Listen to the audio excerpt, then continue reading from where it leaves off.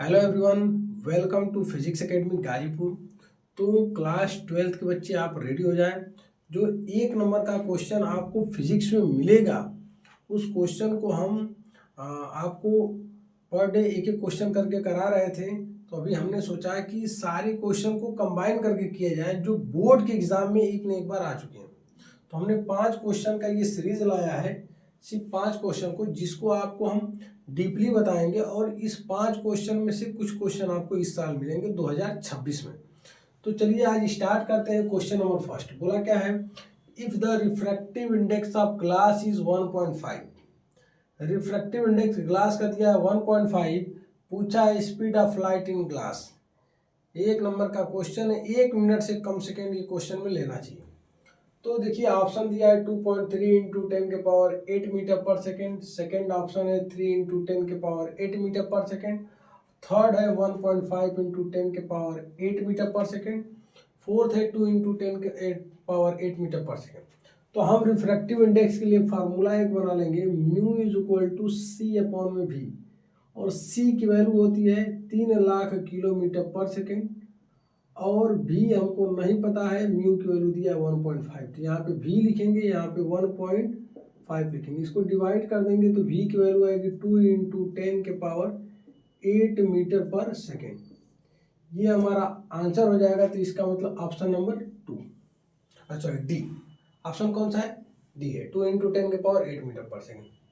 चलिए दूसरे क्वेश्चन पे आते हैं। एन आइडियल ट्रांसफार्मर है जिसके पास 100 टर्न है इन प्राइमरी कॉयल और n turn in secondary coil लिखेंगे। और उसके बाद देखिए, if the input voltage is 220 volt, we want 11 volt output voltage, what is the value of n। तो हम पढ़े थे number of coil n1 upon में n2 is equal to E1 upon में E2 या फिर V1 अपॉन में V2।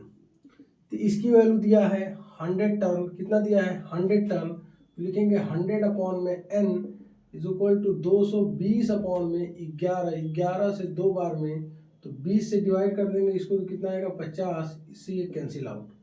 तो जो n की वैल्यू आएगी कितना आएगा? 5 टर्न। कितना आएगा? 5 टर्न। देखिए इसमें ऑप्शन कौन सा मैच कर रहा है?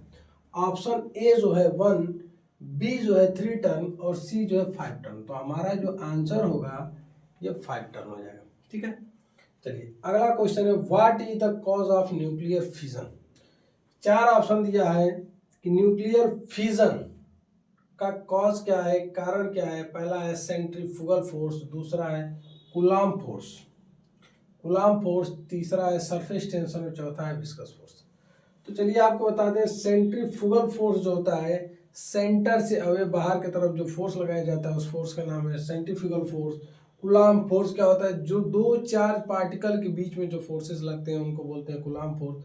सरफेस टेंशन होता है वाटर के सरफेस के ऊपर कोई अगर एक पार्टिकल है उस सरफेस के बीच में, वाटर के बीच में जो फोर्सेस लगते हैं उनको सरफेस टेंशन बोलते हैं।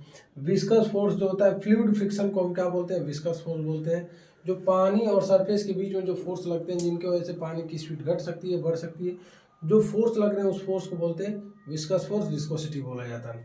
तो इसका ऑप्शन जो होगा, ऑप्शन ए जो है, सेंट्रीफ्यूगल फोर्स के कारण न्यूक्लियर फिजन होता है। सेंट्रीफ्यूगल फोर्स के कारण न्यूक्लियर फिजन होता है, तो इसको याद रखिएगा।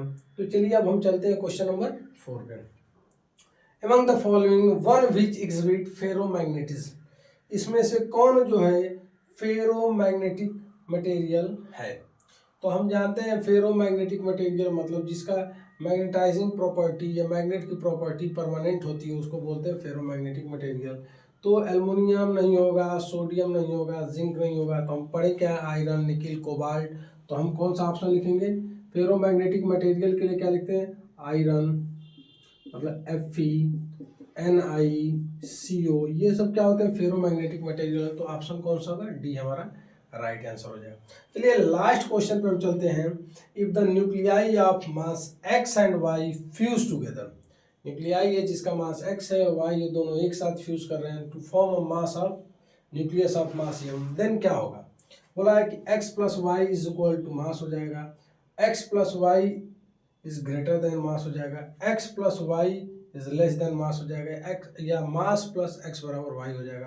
तो हम बता दें जब फ्यूज करेगा तो ऑप्शन कौन सा होगा करेक्ट, बी ऑप्शन हो जाएगा। जो एक्स वाई होगा मास से क्या हो जाएंगे, दोनों मैक्सिमम हो जाएंगे। ठीक है, तो देखिए ये क्लास 12th फिजिक्स का 5 क्वेश्चन की सीरीज लाए हैं जो कि बोर्ड एग्जाम में इस साल आपको देखने को मिलेगा। तो आप रेडी हो जाएं, तैयार हो जाएं और देखें अगला वीडियो में हम कोशिश करेंगे कि इससे ज़्यादा क्वेश्चन कराएं जो इस साल बोर्ड में मिलेगा, चाहे वो बच्चा आईसीएससी का हो, सीबीएसई का या यूपी का हो। ये क्वेश्चन देखने को इस साल मिलना तय है। ठीक है, okay, thank you so much.